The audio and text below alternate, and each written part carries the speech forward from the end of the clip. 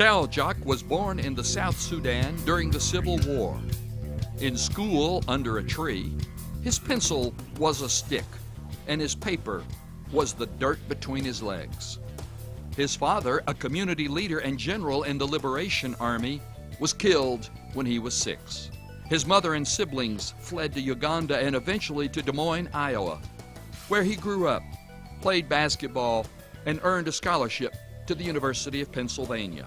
I've been able to experience both extremes, meaning come from a place where violence is the only way of solving problems. Death is everywhere, to where you realize that all you have to do is work, and you have people, you're surrounded by excellence, and you can actually push human boundaries to be able to accomplish more things. And that's pretty neat. He is not an ordinary player. Dau is one of the once-in-a-lifetime people you'll ever get a chance to meet that will really lift you if you allow yourself to just look at life from his perspective. His spirit is just contagious. And so I thank God that I've had the opportunity to coach him for 4 years, but more importantly, I thank God that he's had an opportunity to sow into my life. A $10,000 grant jump-started a foundation he named for his father. As a child, he wanted revenge, but now he works to bring sports, hope, a school, and a future to his native land. He sees everyone differently. I'm able to validate other people by A, being positive with people, B, really celebrate them, because I believe that the best gift to humanity is one another. Human beings, we're the best gift to one another. And you don't have to go to Africa, you don't have to have millions of dollars to have an impact. You can have an impact simply by saying, how are you doing? You know, by acknowledging their presence. It's always an excuse to say you don't have time for people. It's an excuse, because you always have time for people.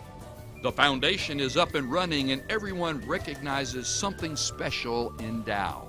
I would have never thought that someone, my age or my peer could be so inspirational, but he's very much a leader on campus, and someone you can both look up to and just be friendly with. Everyone is a leader in their own way, but the leadership that, A, you have to lead yourself, but B, you can really have an influence with other people.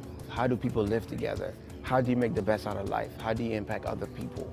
Many young people are not sure where they're going, but not so with Dau. We don't realize that you have to have certain urgency, with life. And that urgency allows you to be able to, A, live in the moment, right? But B, be conscious of how you're treating other people, how you're spending your time. Are you doing it with things that are important to you, or with people? What are you doing? So I guess the urgency that every moment is a once-in-a-lifetime opportunity, and the opportunity cost is too great, not to do something. Please welcome a friend to all, Dau Jok from the University of Pennsylvania. Wow, the camera people did a heck of a job.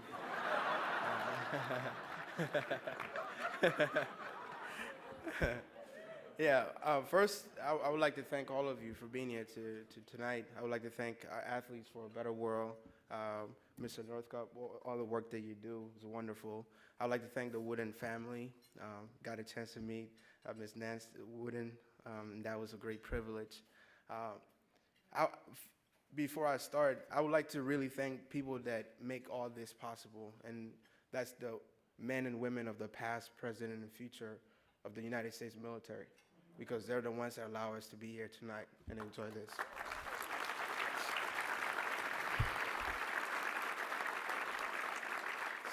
So last week, I had 2 days where I was not as productive as I would have liked, so I downloaded a book.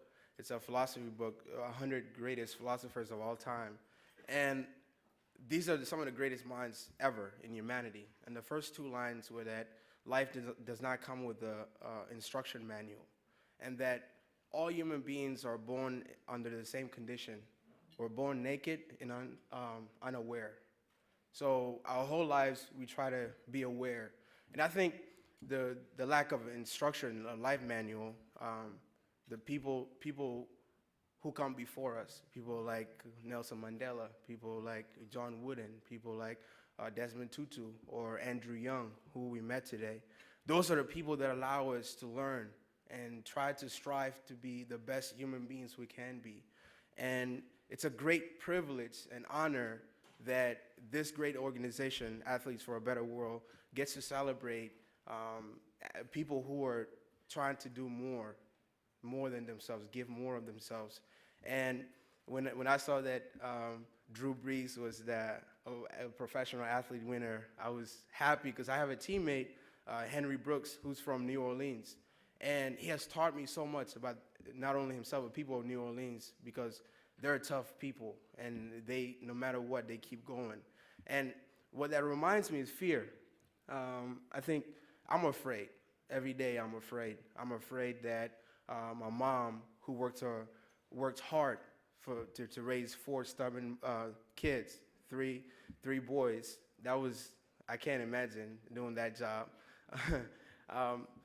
I'm afraid that every day I do not represent my university that has given so much to me, that has allowed me to live, that has allowed me to see what's possible, to study with some of the greatest minds in the world, and actually nourish my leadership and other things. And tonight, Mr. Mahoney is here. Thank you for being here. I'm afraid that in my country, the violence will keep going, and I cannot go back to my own country because of a war. Right now, there's a war going on. I'm afraid that the fact that a girl born in South Sudan is 2 times as likely to die during pregnancy or childbirth than she is to complete the 8th grade. I'm afraid that millions of kids, primary school age, cannot go to school. These are so on and so on. So because of that, and I've been given a great platform, a great opportunity, and I've had a great opportunity to go to Nigeria to work with kids, go to Rwanda to work with kids there. And through all that, I feel very privileged, and the least I can do is give back. And so it's a great honor to be here tonight. The finalists, they epitomize what a student athlete should be, what a human being should be, whether it be living a life of service to others. So I want to congratulate them. I appreciate all of you for coming here, and thank you for Athletes for a Better World, and thank you very much. Appreciate it.